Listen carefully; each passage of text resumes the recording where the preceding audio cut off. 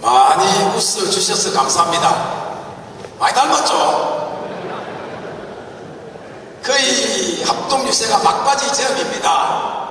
전국을 돌면서 둘이 손잡고 무대에 올라가는 순간마다 많이들 웃어주십니다. 그런데 유세가 모두 끝나고 돌아서 나갈 때는 다들 또 숙연해지십니다. 그렇습니다. 저희들이 매상은 상라이트 행진하는 호칭도 받고 있지만 제가 지금 함께하는 사회보험노조 출신인 임용규 수석 후보 동지는 세 가지의 가장 노조에서 필요한 장점을 가지고 계신다. 첫째, 성실하다. 둘째, 정직하다. 셋째, 하려는 의지가 넘친다. 그렇습니다. 그 어려운 사회보험노조 위원장 선거의 열세임을 확실히 인식하면서도 끝까지 해보겠다는 불굴의 의지, 저는 너무 좋아요. 저와 코드가 다 맞습니다. 제가 2003년, 10년, 12년 세 번의 위원장을 거치면서 상직 구성을 할 때마다 우리 상직 구성 인자들에게 각서를 받습니다. 복무지침에 관해서. 그 각서의 내용에는 딱 세 가지 들어갑니다. 대전제, 상직 구성은 첫날 저는 항상 얘기를 해왔고 앞으로도 마찬가지입니다. 대전제 뭐냐? 노동조합에 절대로 비밀은 없다. 하루 이틀 늦게 알 수는 있더라도, 그러니 속이지 말고 거짓말하지 말고 책임질 행동만 하자. 그 제전제하에 세 가지 요구를 합니다. 첫째, 우리는 병조합원에 비해서 희생하겠다, 봉사하겠다 약속했기 때문에 성실해야 한다. 둘째, 확고부도하게 하겠다는 의지를 가져야 한다. 셋째, 우리 상집이는 이제 동합의 1만 대우의 거대한 함선을 이끌고 저 태평양을 거쳐 우리 조합원들이 요구하는 목적지에 안전하고 편안하게 모셔야 할 의무를 가진 상집이가 될 것입니다. 때문에 하객사, 조타수, 기관실, 선장을 포함해서 모두가 일심동체가 되어야 된다. 즉 팀워크가 대단히 중요하다. 그래서 상집이 내 스스로 얼굴을 붉힌다든지 또 갈등한다든지 이렇다면 배가 좌초되거나 상으로 갈 수밖에 없다. 결론, 조합원들을 위해서 일로서 뭉치는 상집이를 반드시 구성하겠습니다. 때문에 저는 근간에 4년 반 임기를 하면서 딱 하루 입원했어요. 물론 토일요일 제대로 없습니다. 우리 사무치장 동지도 딱 하루 쉬었어요. 우리 상집이들 3일 이상 쉰 사람 없습니다. 성실히 열심히 한 겁니다. 존경하는 서울 본부도 조합원 동지 여러분, 통합 과정을 잠깐 설명드리겠습니다. 제가 2006년, 8년, 10년, 12년 연달아 내가 출마했습니다. 6년도, 8년도에는 시기상조 또는 상대 노조의 해고자의 대학 부담의 문제 등으로 저는 선택을 받지 못했습니다. 그러나 마침내 10년도에 조합원들의 선택을 받았습니다. 그리고는 당선되자마자 다음날 즉각 그 당시 사회보험노조 위원장 동지였던 김동중 동지를 찾아갔습니다. 부탁했습니다. 함께 갑시다. 이제 양노조가 10년도 2차 통합 이후로 과거에 그렇게 화려했던 단단했던 노조가 서로의 갈등과 반목 때문에 끝없이 하향평준화로 떨어지고 있는 이 갈등의 고리 끊어내자. 둘째, 힘있는 노조 건설하자. 기치를 걸고 그리고 사회보험 발전 협의회를 시작으로 진행을 함께 했습니다. 다음 11년도에 최재규 집행부 동지와 역사상 처음으로 60 공동파업 총회 집회를 때렸죠. 정영근 그 황제 경영이라는 서슬시 벌었던 이사장 시절입니다. 정영근 문호무임 못 때렸어요. 역사상 집회 때리는 총회 다 문호무임 적용했죠. 왜 못 때렸느냐? 뒤에 만나니 이렇게 이야기를 했어요.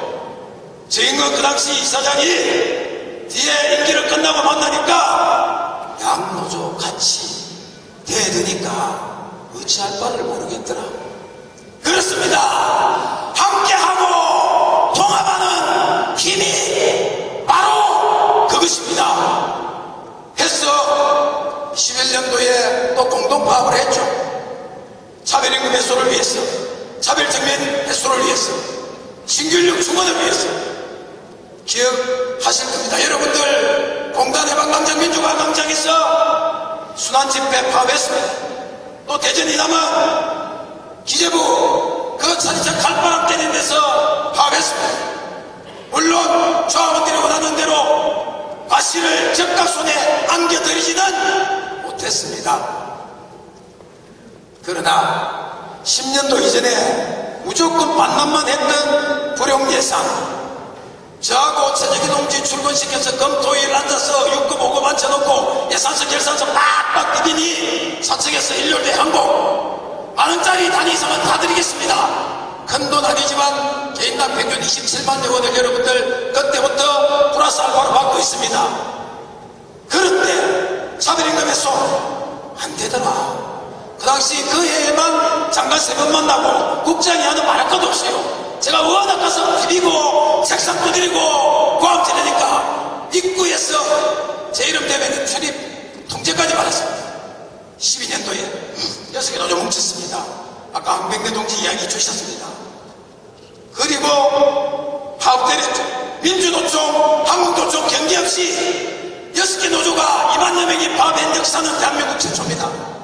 그런데 그보다 더 중요한 것은 조선일보를 포함한 대한민국의 대다수의 언론들이 공공기관, 시내 직장이라 불리는 공공기관 간에도 임금격차가 5배 이상 난다. 됐었던 bil 때려줬습니다. 정부도 꼼짝 못해요. 언론의 힘이. 그래서 장관이 제가 5번을 기재부 장관을 그때 만났는데 마지막은 자기가 보자고 합니다. 장관 언제든지 만나죠. 우리가 원해서 만나는 거 별 소용없어요. 형식적입니다.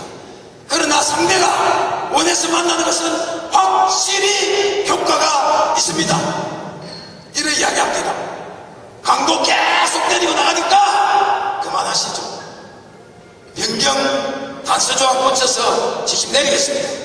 그래서 그 당시에 우리는 못 먹었지만 4,200만원 구간 밑으로 1.5% 더 받았어요. 4,200에서 4,700 구간은 1% 돈을 더 받았습니다. 그렇습니다.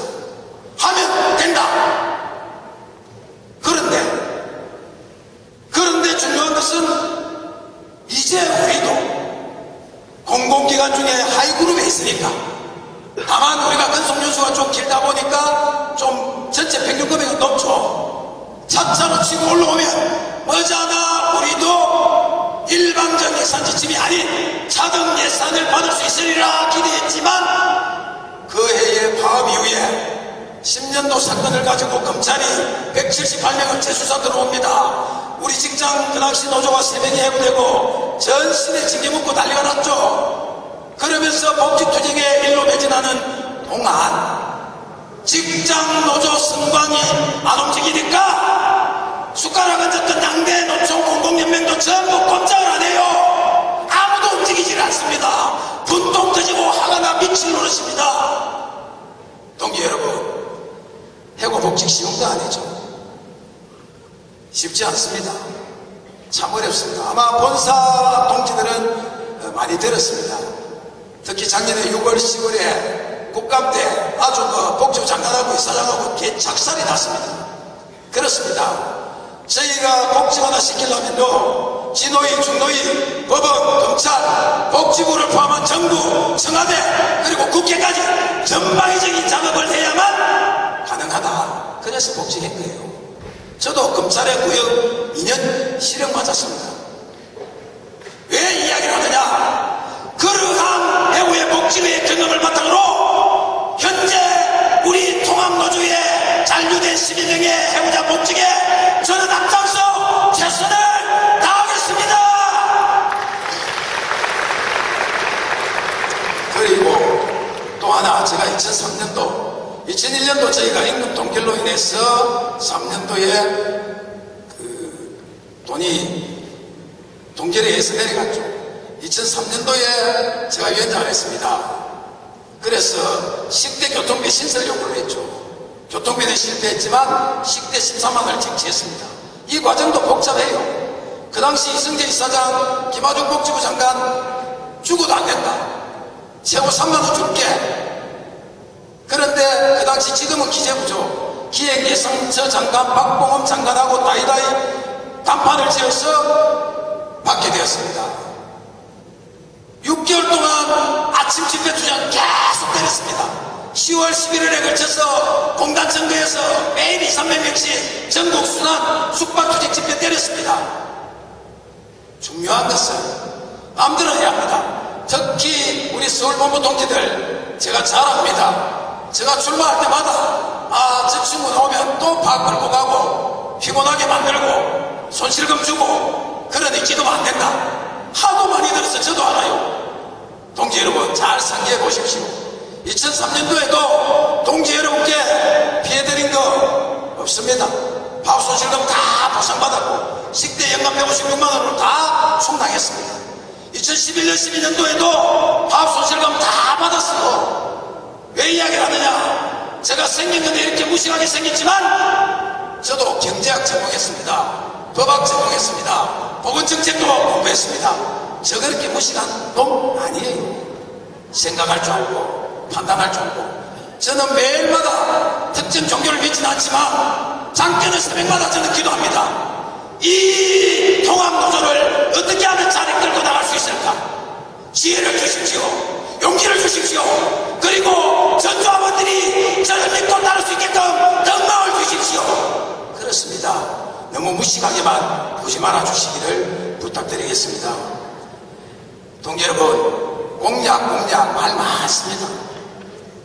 제 위원장방에 오신 분들 보셨겠지만 책상 바로 맞은편에 대형 프레임카드로 공약 제 내걸은 거 그대로 쫙 걸려 있습니다. 제 숙소 침실에 공약 대형 프레임카드로 걸려 있습니다. 단 하루도 공약을 깨려하거나 잊은 적 없이 살았습니다. 그렇습니다. 저는 당신이 되면 공약검증위원회를 설치해서 매월 분기별, 반기별, 연간 동지들께 공약 이행 보고를 드리겠습니다. 그리고 공약 이행이 미진할 경우에는 즉시 연내에 재신임 투표를 확실히 묻겠습니다.